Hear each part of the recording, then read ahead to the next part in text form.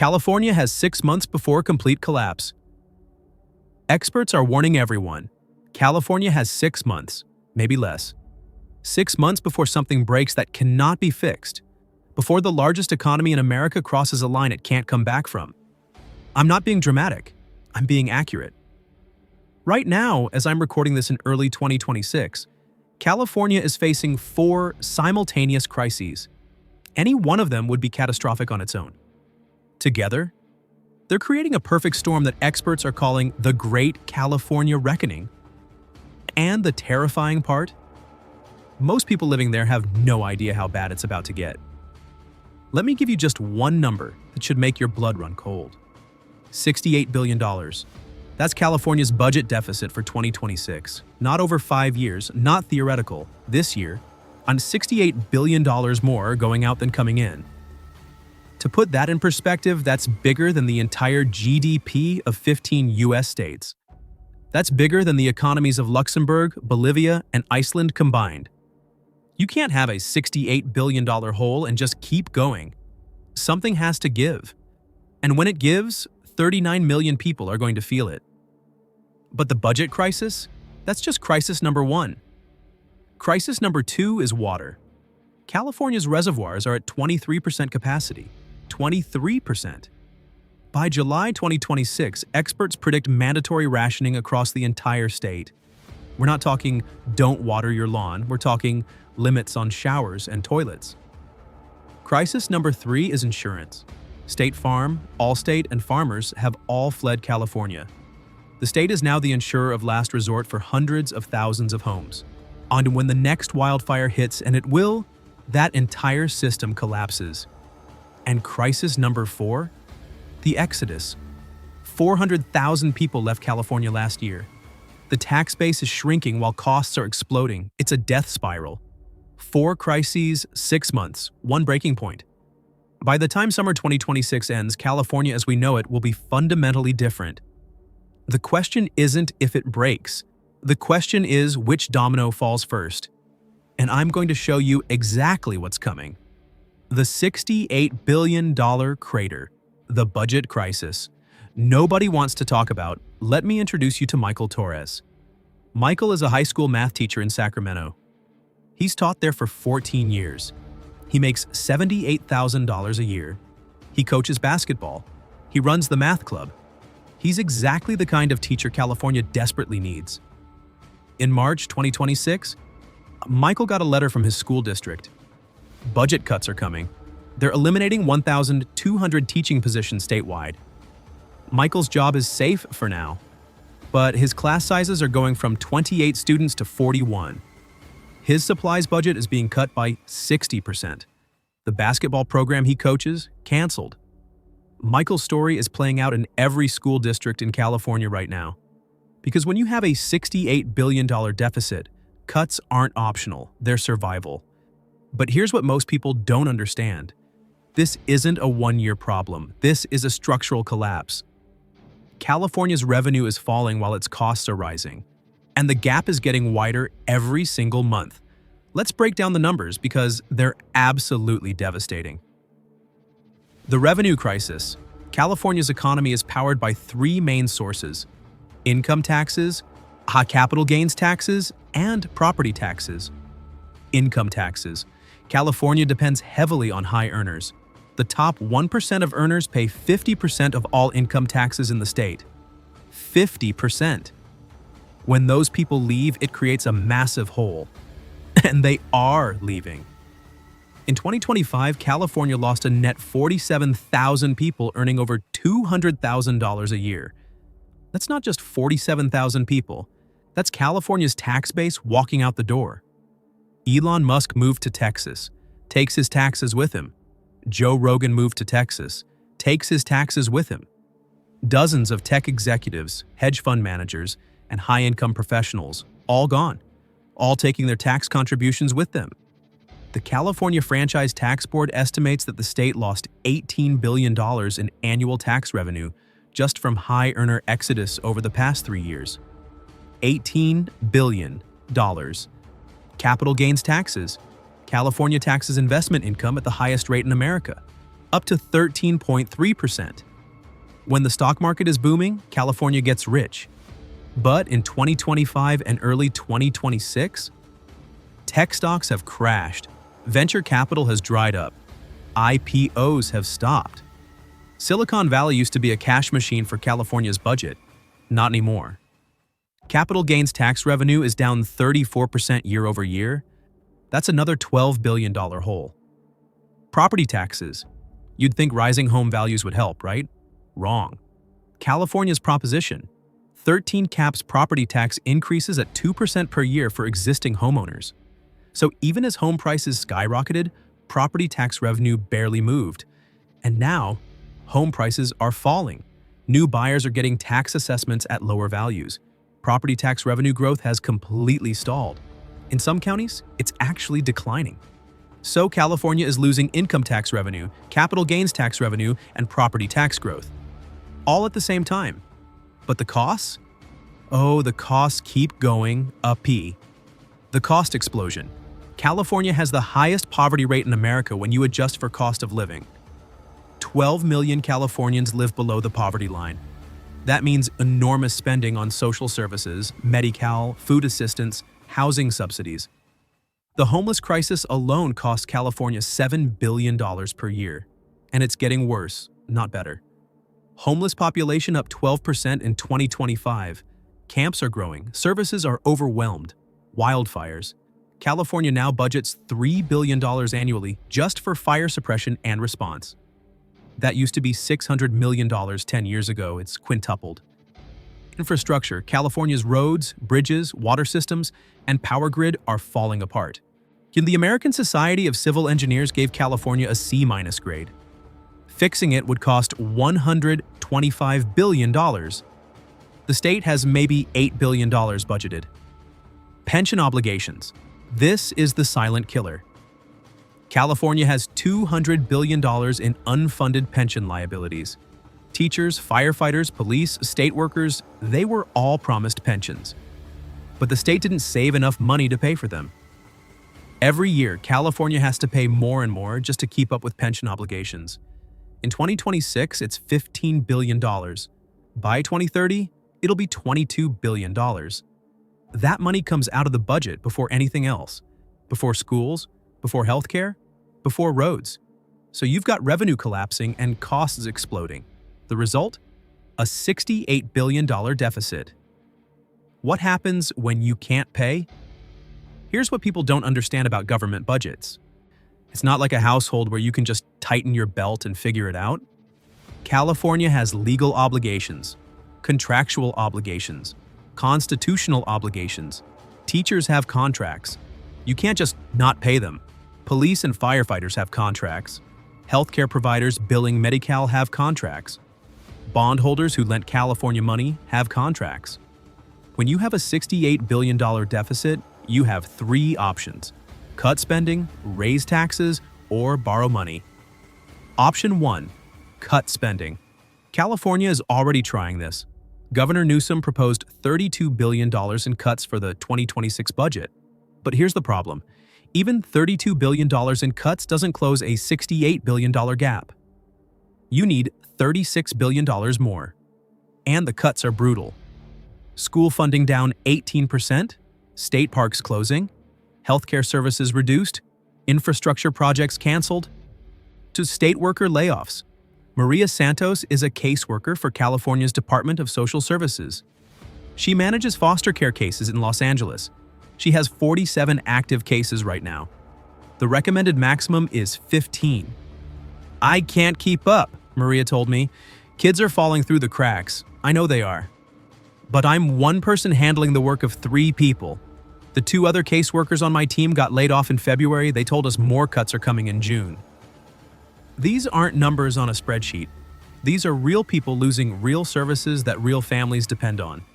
And even with all these cuts, California still can't close the gap.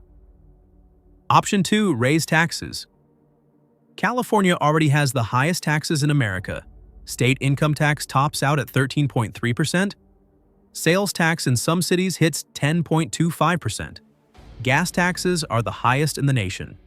How much higher can you go before people just leave? We're already seeing the answer. You can't. Every time California raises taxes, more high earners leave. It's a doom loop. Raise taxes to make up for budget shortfall. High earners leave because of high taxes. Tax revenue falls further. Need to raise taxes again. More people leave. There's serious talk in Sacramento about a wealth tax. Taxing people not on income, but on their total assets. Their savings, their investments, their net worth. You know what happens if California passes a wealth tax? Every wealthy person who was on the fence about leaving will immediately leave. You'll see an exodus that makes the past 3 years look like nothing. Option 3. Borrow money. This is what California is actually doing. Issuing bonds, borrowing from the future to pay for today.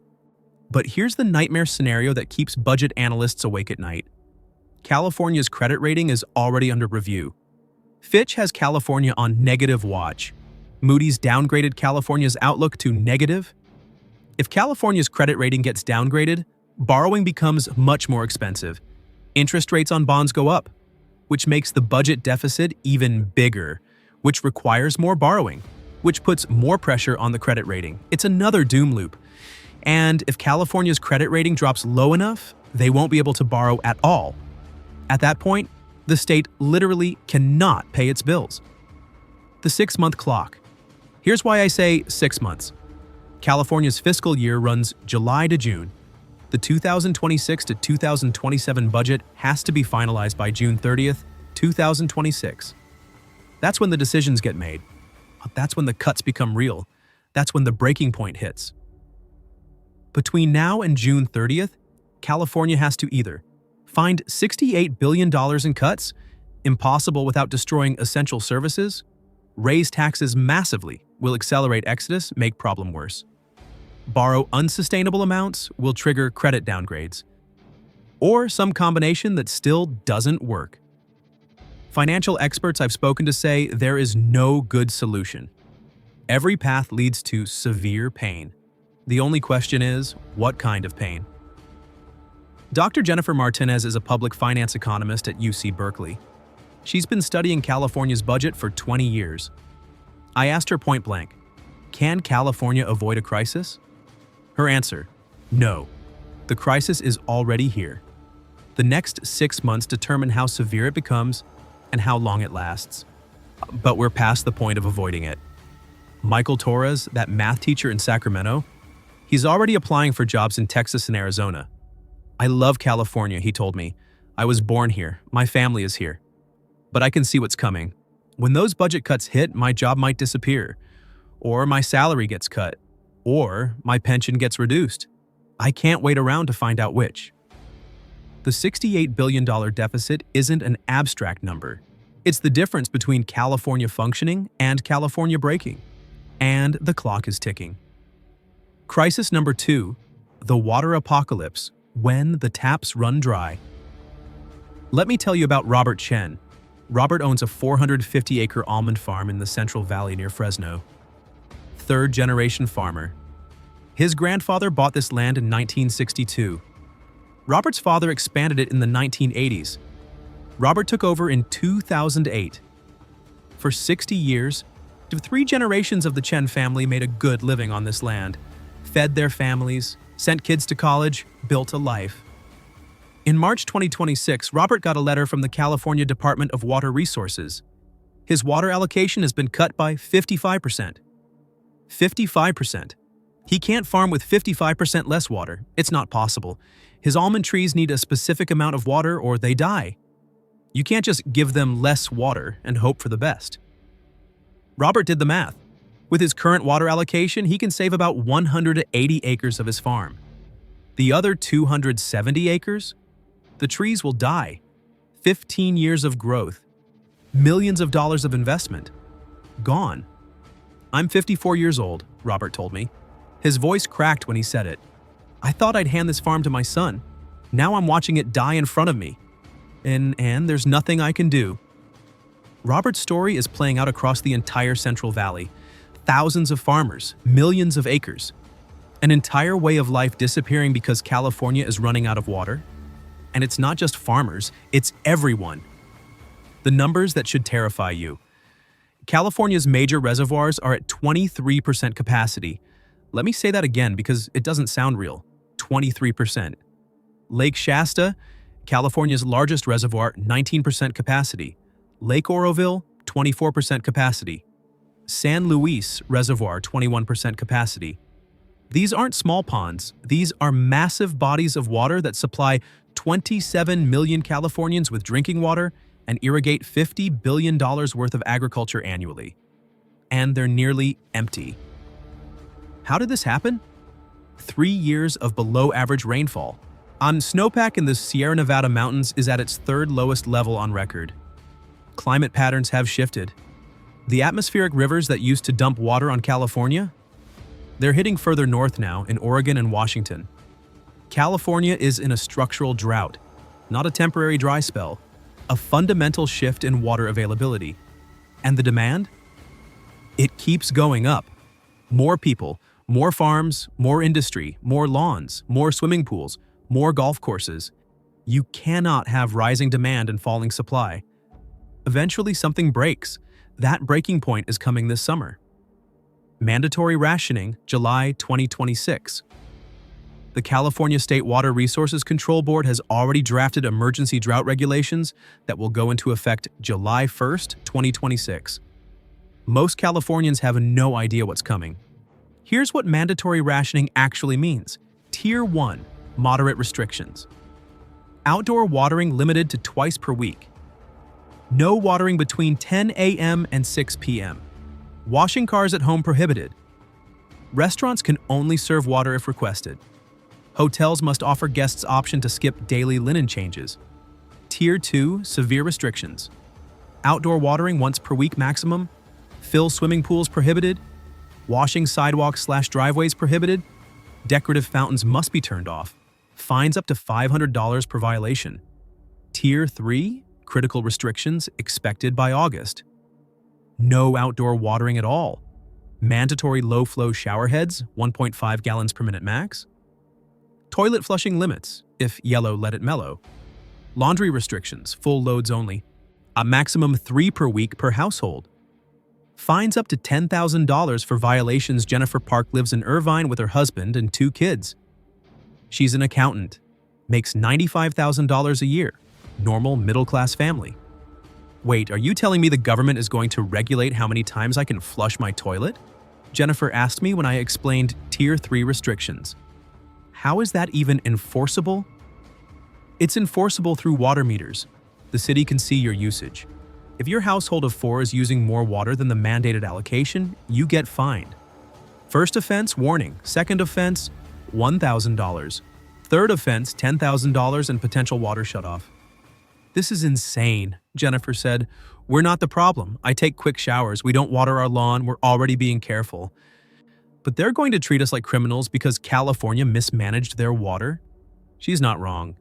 California has a water management problem that goes back decades, but that doesn't change the reality. The water is running out, and someone has to use less. Agriculture versus cities, the coming war.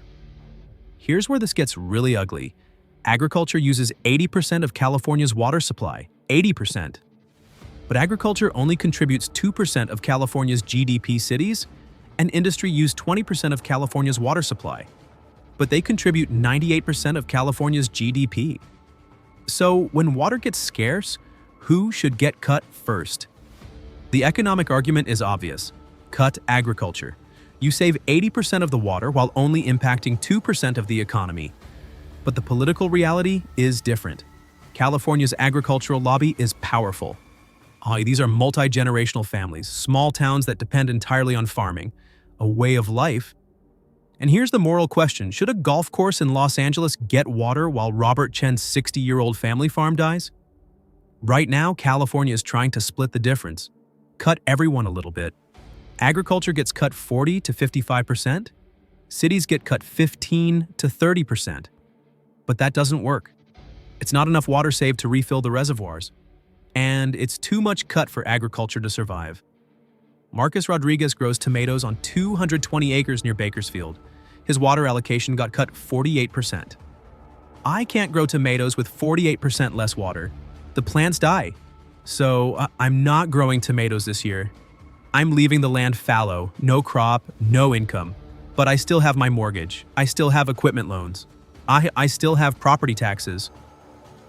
Marcus took out a $180,000 loan last year to buy new irrigation equipment.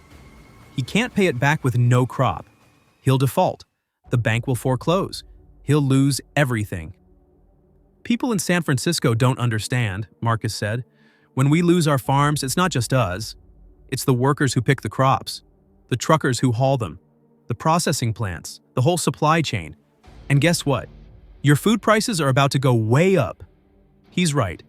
California produces 98% of America's walnuts, 97% of kiwis, 97% of plums, 95% of celery, 91% of grapes, 90% of tomatoes, 88% of strawberries, 84% of peaches, 81% of carrots. When California agriculture collapses, America's food supply collapses. You're the economic impact. The Public Policy Institute of California estimates that if current water restrictions continue through 2027, California will lose $12 billion in agricultural revenue, 47,000 farm jobs, 28,000 related jobs, processing, transport, retail, 1.2 million acres of farmland going fallow. That's an economic catastrophe for the Central Valley. Towns like Fresno, Bakersfield, Visalia, Modesto, they're entirely dependent on agriculture. When the farms die, the towns die. Ashley Martinez works at a grocery store in Hanford, a small agricultural town in the Central Valley. Half our customers are farm workers. If the farms shut down, they leave. Then we lose customers. Then we go out of business. Then I lose my job.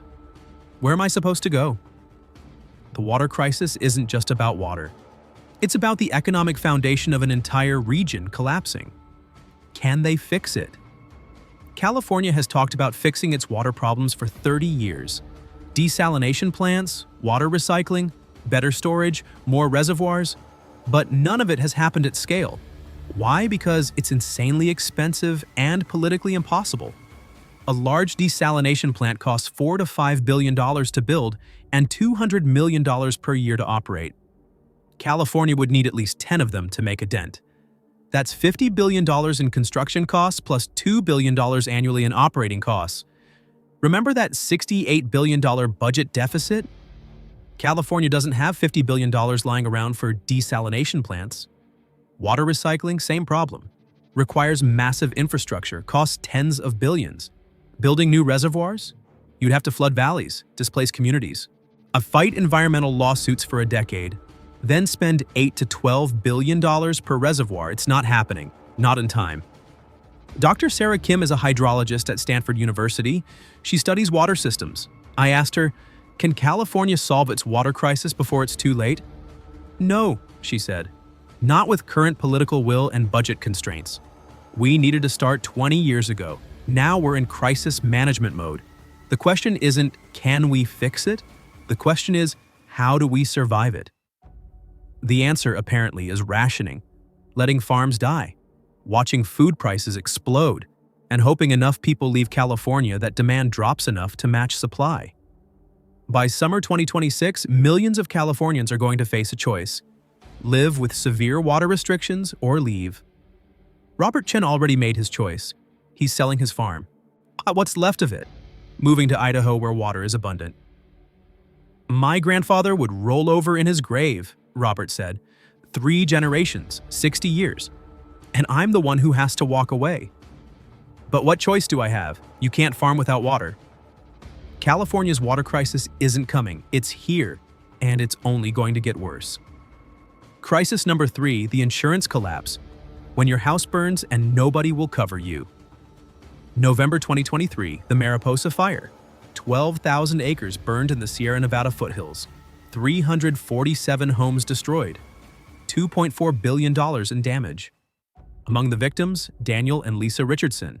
They owned a beautiful 4-bedroom house on 2 acres outside Oakhurst. Bought it in 2019 for $485,000. It was their dream home. The fire took everything: the house, the garage, the barn. Everything they owned burned to the ground, but Daniel and Lisa weren't worried. They had homeowners insurance with State Farm, full replacement coverage. They'd been customers for 23 years.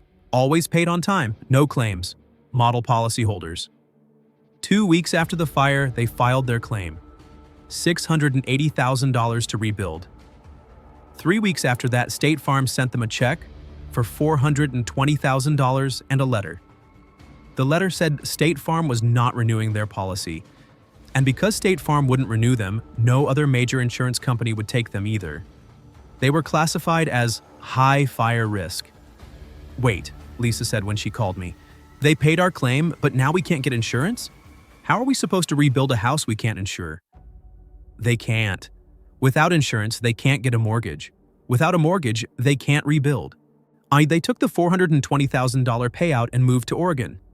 We lost our home twice, Daniel told me, once to the fire, and again to the insurance companies abandoning California. The Richardsons aren't alone. Hundreds of thousands of Californians are about to face the same nightmare. The Great Insurance Exodus.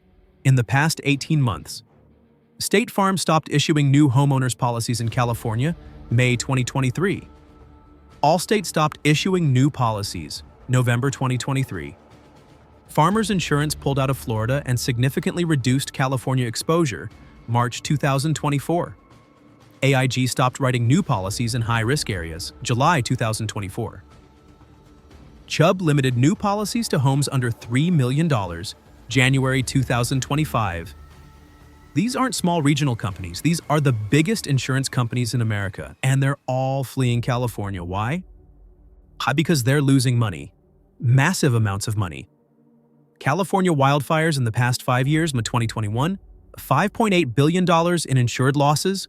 2022, $3.2 billion. 2023, $8.1 billion. 2024, $11.4 billion. 2025, $9.7 billion. That's $38 billion in wildfire claims in just 5 years. And the frequency is increasing. The severity is increasing. Climate change is making fire season longer, hotter, and more destructive. Insurance companies did the math. They can't charge enough premium to cover the losses. California regulations limit how much they can raise rates, so their only option is to leave. The California FAIR Plan, a ticking time bomb. When major insurers leave, Californians turn to the California FAIR Plan. It's the insurer of last resort. The FAIR Plan was designed to cover maybe 50,000 high-risk properties. It now covers over 450,000 properties, and growing by 15,000 per month. The total value of properties insured by the FAIR Plan? $375 billion. Here's the problem. The FAIR Plan only has $2.8 billion in reserves. Let me repeat that. $375 billion in insured property. $2.8 billion in reserves. That's 0.7% coverage ratio. If California has another major wildfire season, the FAIR Plan is bankrupt immediately. What happens when the FAIR Plan goes bankrupt? Option 1. California taxpayers bail it out. Add billions more to that $68 billion deficit. Option 2. The state lets it fail. Hundreds of thousands of homeowners lose coverage. Property values collapse. Mortgage defaults explode. Neither option is good. Marcus Thompson is a financial analyst who specializes in insurance markets. The California FAIR Plan is a catastrophe waiting to happen, he told me. It's underfunded by at least $40 billion. One bad fire season and it's insolvent. Then you have 250,000 homeowners with worthless policies. That triggers a housing crisis on top of everything else. The affordability crisis. Even if you can get insurance, it's becoming unaffordable. Jennifer Wu owns a home in San Diego. Not in a fire zone, not in a flood zone, just a normal suburban house in a safe area. Her homeowner's insurance in 2020, $1,850 per year. Her insurance in 2026, $8,200 per year. That's a 343% increase in 6 years. My mortgage payment is $2,400 a month, Jennifer said, but when you add insurance, property taxes, and HOA fees, it's $4,100 a month. I make $87,000 a year. After taxes and that housing payment, I have $1,600 left per month for everything else. Food, gas, healthcare, savings, everything. Jennifer is one medical emergency away from losing her house, one car breakdown, one unexpected expense. And she's not alone. Millions of Californians are in the exact same situation, squeezed by insurance costs they can't afford but can't live without. The mortgage problem. Here's what most people don't realize. If you have a mortgage, you must have homeowners insurance. It's not optional. Your lender requires it. If you lose your insurance, you have 3 options. 1.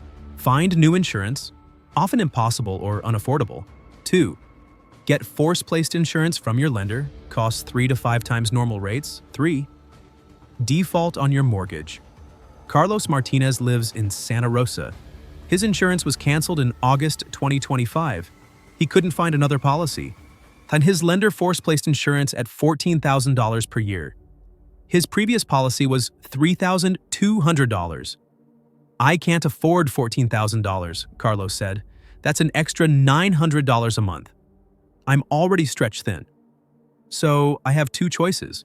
Somehow find $900 I don't have, or walk away from my house.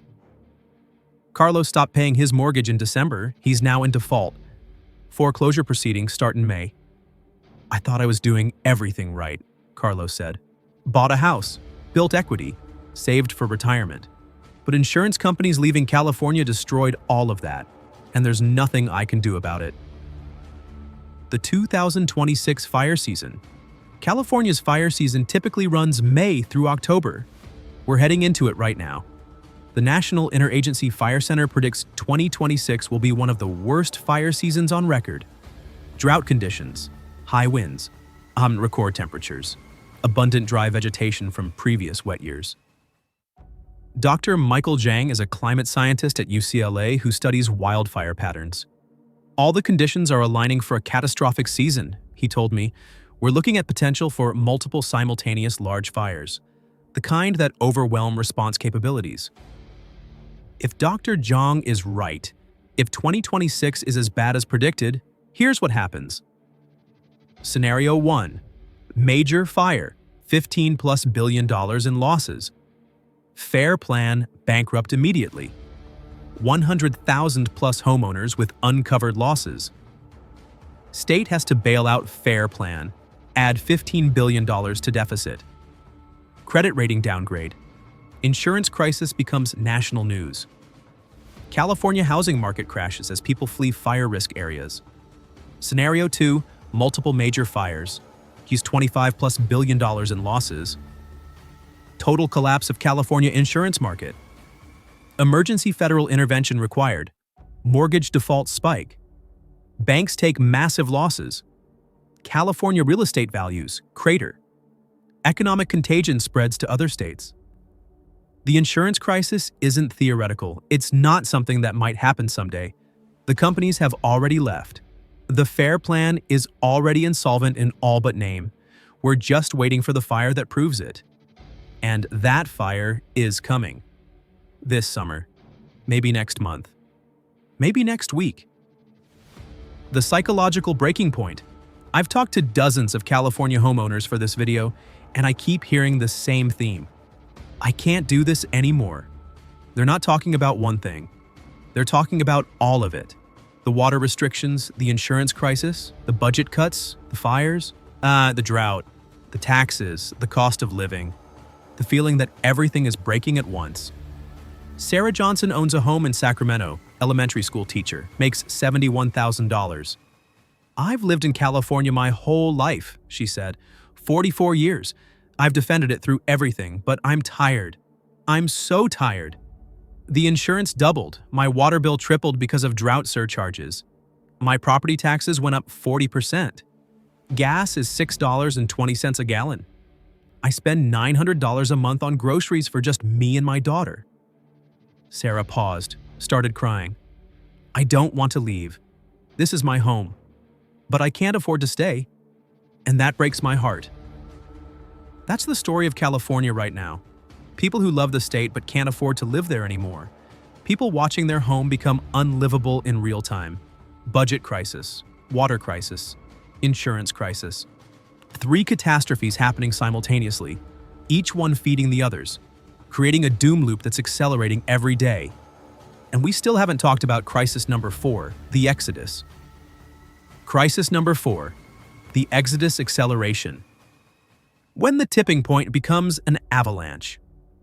Let me tell you about the Martinez family, David and Patricia Martinez, both born and raised in Los Angeles. David's grandparents immigrated from Mexico in 1958, built a life in East LA, raised a family. David's father opened a small grocery store in 1979. David took it over in 2004. Patricia is a nurse at Cedars-Sinai. She's worked there for 19 years. She delivers babies. She's delivered over 3,000 babies in her career. They have 3 kids, ages 14, 11, and 8. All born in California, all going to California schools. The Martinez family is California, 4 generations. Sex ug atatir. Then in April 2026, David and Patricia sold their house, closed the grocery store, and moved to Texas. It wasn't one thing, David told me on the phone from their new home in San Antonio. It was everything, all at once. We couldn't breathe anymore. The breaking point came in March when their homeowner's insurance was canceled. They'd been with the same company for 17 years, never missed a payment. No claims. Then one day, letter in the mail, policy canceled, no renewal. Patricia spent 3 weeks calling every insurance company. Nobody would take them. Their house is near the Simi Valley area. Fire risk too high? The only option, California Fair Plan, $11,400 per year. Their previous insurance was $2,600. That's an extra $8,800 a year, Patricia said. We don't have that. We were already cutting everything we could. The kids haven't had new clothes in a year. We canceled our family vacation. We stopped going out to eat. And now insurance wants another $8,800? But it wasn't just insurance. Their water bill jumped 87% because of drought surcharges. Property taxes went up $3,200 because the county reassessed at peak values. Gas prices hit $6.40 per gallon. Grocery bills were $1,400 per month for a family of 5. David's grocery store revenue was down 34% year over year. People don't have money anymore, he said. They buy the absolute minimum. My profit margin is gone. I'm losing money every month just keeping the doors open. Patricia's hospital announced pay freezes because of state budget cuts. No raises for at least 2 years. Meanwhile, her health insurance premiums went up 22%. We did the math, Patricia said. Really sat down and looked at our finances. We were bringing in $11,200 a month combined after taxes. Our expenses were $10,800. That left us $400 a month. Not for savings, not for retirement, not for emergencies, for everything. Car repairs, medical expenses, school supplies, everything. They were one unexpected expense away from disaster, every single month. So they left. Sold their house for $680,000, took the equity, moved to San Antonio. David got a job managing a grocery store chain. Patricia got hired at a hospital for slightly less money, but everything else cost half as much. Our mortgage in LA was $3,800 a month, Patricia said. Here it's $2,100. Our insurance in LA was going to be $11,400. Here it's $1,850. Our property taxes in LA were $9,600. Here they're $7,200. Gas is $3.10. Water is cheap. Electricity is cheap. Food is cheaper. They're saving $2,400 per month compared to California. That's $28,800 per year. Over 10 years, that's $288,000. We didn't want to leave, Patricia said, and her voice broke. I delivered 3,000 babies at Cedars-Sinai. I was part of those families' lives forever. David's father built that grocery store with his bare hands. We had family, friends, community, 68 years of history. She paused. But California gave us no choice. We couldn't afford to stay. So we left. The numbers that tell the story. California lost 406,000 residents in 2025. Net loss. That means 406,000 more people left than moved in. But it's worse than it sounds, because the people leaving are different from the people arriving. People leaving California. Median income, $94,000. College educated, 68%. Age 25 to 54, 71%. Homeowners, 58%. People moving to California. Median income, $52,000. College educated, 41%. Age 25 to 54, 48%. Homeowners, 22%. California is losing its tax base and replacing it with people who need more services and contribute less in taxes. It's a demographic death spiral. Where they're going. Top destinations for California Exodus 2025. 1. Texas, 98,000 Californians moved there. 2. Arizona, 67,003. Nevada, 54,004. Washington, 41,005. Oregon, 38,006. Idaho, 34,007. Tennessee, 29,008. Florida, 27,009th. Colorado, 22,010th. North Carolina, 19,000. Every single one of these states has lower taxes, lower cost of living, and available insurance. Jessica Park was a software engineer in San Francisco making $178,000 a year. And she moved to Austin in January 2026. I loved San Francisco, Jessica said. The culture, the food, the energy. But I was paying $3,600 for a one-bedroom apartment.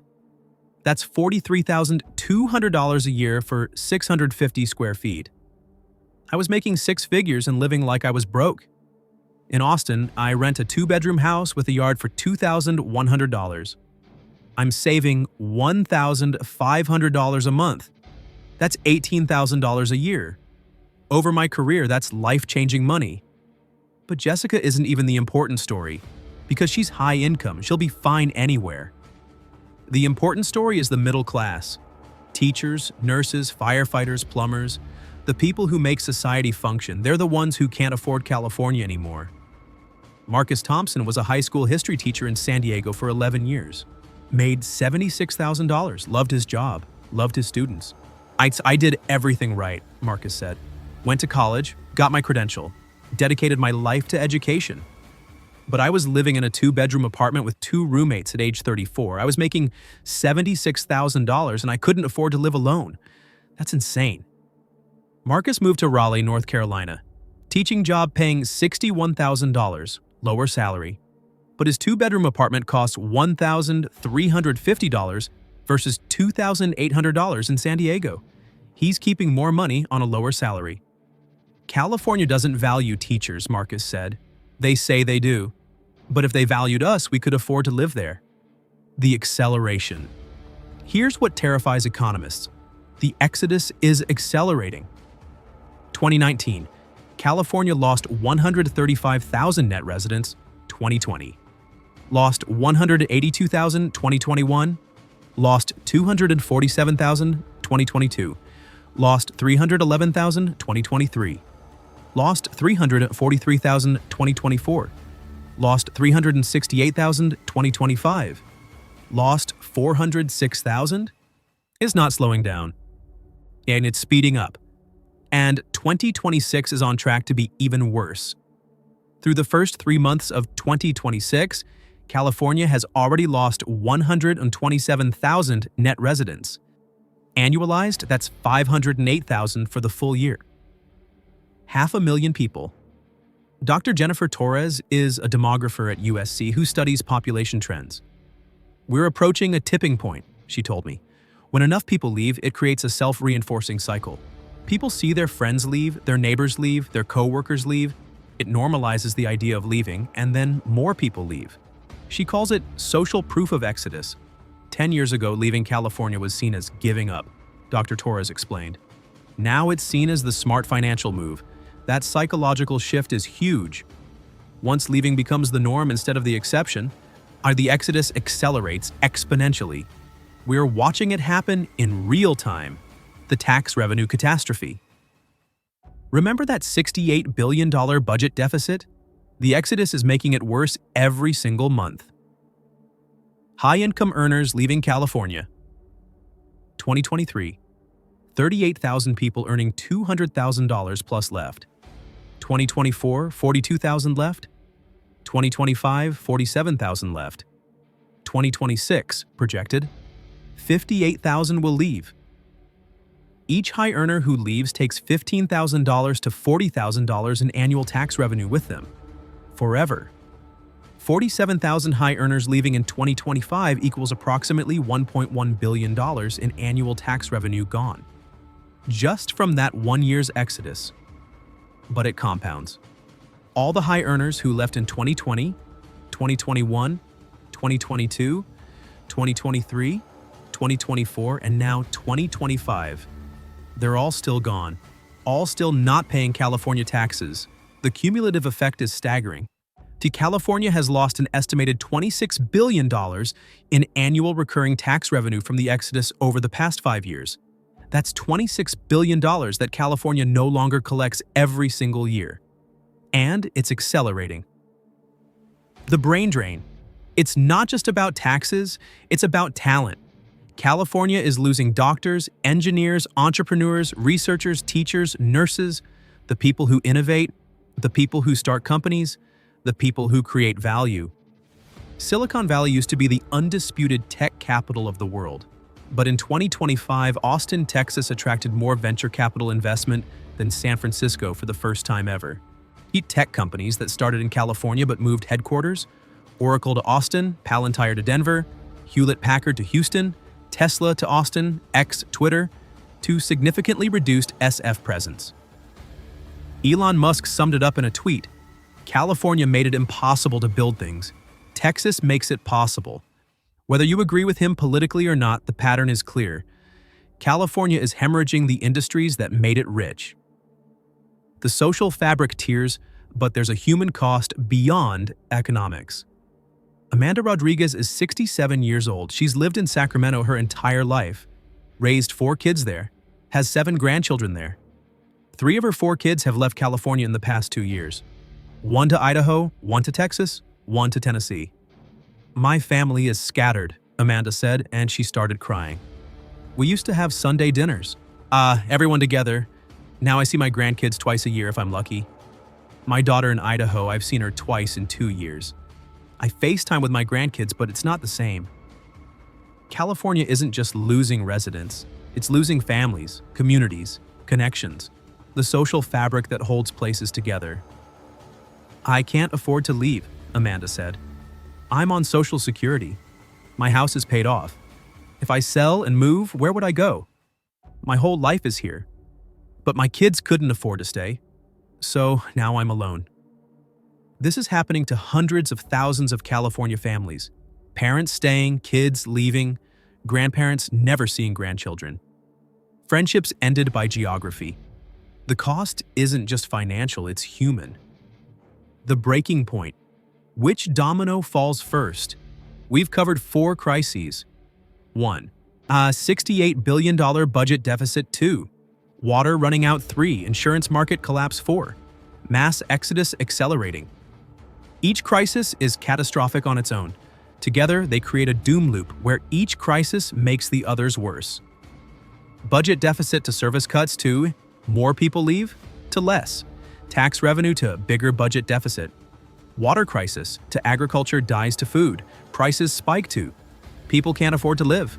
To more exodus insurance collapse to homeowners can't get coverage. Arrow property values. Fall arrow foreclosures rise. Arrow housing market crashes. Exodus arrow tax base shrinks. Arrow budget crisis worsens. Arrow services deteriorate. Arrow more people leave. It's 4 catastrophes feeding each other, a death spiral accelerating every month. But which domino falls first? What's the trigger that turns slow collapse into fast collapse? Timeline: the next 6 months. May 2026. Fire season begins. Water rationing. Tier 2 implemented statewide. California Fair Plan receives another 40,000 policy applications.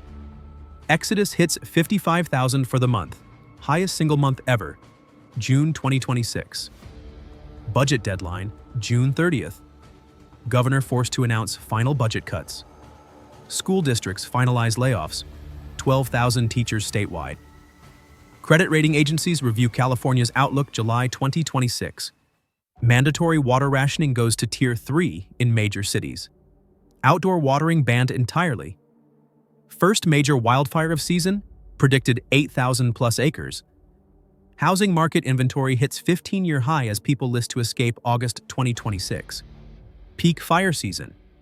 If major fire hits, fair plan bankruptcy becomes reality. Heatwave plus water restrictions equals psychological breaking point. Exodus accelerates. Projected 70,000 leave in this month alone, September 2026. School year begins with massive teacher shortages. Class sizes at 45 plus students in many districts. Parents panic, consider leaving for kids' education. Small business bankruptcies hit record high October 2026. Fire season ends, hopefully. Damage assessment begins. If losses exceed $20 billion, insurance market completely collapses. California requests federal disaster declaration plus bailout. My prediction, the trigger is fire season. If California has a catastrophic fire season this summer, if we see $20+ billion in losses, if the FAIR plan goes bankrupt, that's the domino that starts the cascade. Because insurance is the one thing you must have. Without it, you can't get a mortgage. Without a mortgage, you can't buy a house. Without buyers, property values crash. When property values crash, underwater homeowners walk away. Foreclosures spike. Banks take losses. Credit tightens. Economic contagion spreads. One bad fire season could crash California's entire housing market, and housing is 20% of California's economy. The three scenarios. Scenario 1. Soft landing, 15% probability. Fire season is mild. Budget cuts are painful but manageable. Water restrictions work, reservoirs stabilize. Exodus slows to 350,000 per year. California muddles through, wounded but functional. This is the best case, and it's only 15% likely. Scenario 2. Hard landing, 60% probability. Major fire season, $15 to $25 billion in losses. Fair plan bankruptcy. To state bailout required, budget cuts/essential services. Water rationing triggers agriculture collapse. Exodus accelerates to 550,000 plus per year. Credit rating downgraded. California enters 3 to 5 year recession. This is the most likely outcome. California survives but emerges fundamentally changed. Smaller, poorer, struggling. Scenario 3, collapse, 25% probability. Catastrophic fire season, $30+ billion in losses. Fair plan bankruptcy. State can't afford bailout. Insurance market completely fails. Housing market crashes 30 to 40%. Foreclosure wave hits. Banks take massive losses. Exodus explodes to 800,000 plus per year. Multiple credit rating downgrades. California requires federal intervention. This is the nightmare scenario, and it's not impossible. One really bad summer could trigger it. Who stays? Who leaves? People who will leave. Next 6 to 12 months. 1. Middle-class families with kids can't afford rising costs plus schools deteriorating. 2. Retirees on fixed income, insurance plus property taxes eating retirement savings. 3. Young professionals, better opportunities elsewhere, can't afford to buy homes. 4. Small business owners, costs too high, revenue falling, can't survive. People who will stay. 1. The wealthy, can afford costs, want California lifestyle, have investments tied to state. 2. The poor, can't afford to move, depend on California social services. 3. Government workers, pension tied to staying, job stable, for now. 4. The stubborn, I'll never leave, this is my home, until they can't afford to stay. California is becoming a state of very rich and very poor, with the middle class evacuating. The final decision. I've talked to over 100 California residents for this video. The ones who are staying say the same thing. I love California, I'll never leave. The ones who are leaving say, I loved California, I had no choice. Sarah Chen is a pharmacist in Los Angeles. She's staying. My parents are here, my career is here, my life is here. Yes, it's expensive, yes, there are problems, but It's still California. Where else has this weather, this diversity, this energy? I'll make it work. Michael Torres is a contractor who just moved to Tennessee. I gave California 38 years of my life, paid my taxes, built my business, raised my kids there, but California stopped working for people like me. I couldn't afford to stay, so I left. And honestly, I should have left 5 years ago. Both perspectives are valid. Sarah's love for California is real. Michael's financial reality is also real. The tragedy is that California is forcing people to choose between the place they love and their financial survival. The 6-month verdict. By November 2026, we'll know which scenario we're in. If fire season was mild, if the budget cuts didn't devastate services, if water restrictions were bearable, California survives. Wounded, struggling, diminished, but functional. If fire season was catastrophic, if the insurance market collapsed, if the exodus exploded, California enters a crisis that takes a decade to recover from. Everything depends on the next 6 months. What should you do? And if you live in California, stay if. You have high income, $200,000 plus, and can absorb the costs. You have family support and strong social ties. Your career is California-specific, entertainment, tech at major company. You're financially secure with substantial savings. You own your home outright with no mortgage. Leave if? You're middle class and stretched thin financially. You're paying more than 50% of income on housing. Your insurance was canceled and you can't afford fair plan. You're worried about your kids' education. One emergency would financially destroy you. You have marketable skills that transfer to other states. If you're thinking about moving to California, don't. Not right now. Wait and see how the next 6 to 12 months play out. The uncomfortable truth? California will survive. It's too big, too economically important, and too geographically blessed to completely collapse. But the California that emerges from this crisis will not be the California we knew. It will be smaller, more expensive, less middle class, more unequal, more divided between very rich and very poor. The California dream, the idea that anyone could move there and build a good middle-class life, that dream is dying. It's being replaced by a harsh reality. California is for the wealthy and the desperate. If you're neither, you probably can't afford it. My conclusion: the Great California Reckoning. David and Patricia Martinez, Robert Chen, Daniel and Lisa Richardson, Michael Torres, Marcus Thompson, Jessica Park, Sarah Chen. All different stories, all different reasons, but all facing the same California, a state with a $68 billion deficit, a state running out of water, a state where insurance companies are fleeing, a state losing 400,000 residents per year, 4 simultaneous crises, 6 months to a breaking point. California isn't collapsing tomorrow, but the slow-motion collapse is accelerating. The doom loop is tightening. The tipping point is approaching. By the end of 2026, California will be fundamentally different. The question isn't, will California change? The question is, how much will it change? How painful will the transition be? And who will still be there when the dust settles? I don't have all the answers. Nobody does. We're watching something unprecedented. The world's 5th largest economy entering a crisis with no easy solution. But I'll leave you with this.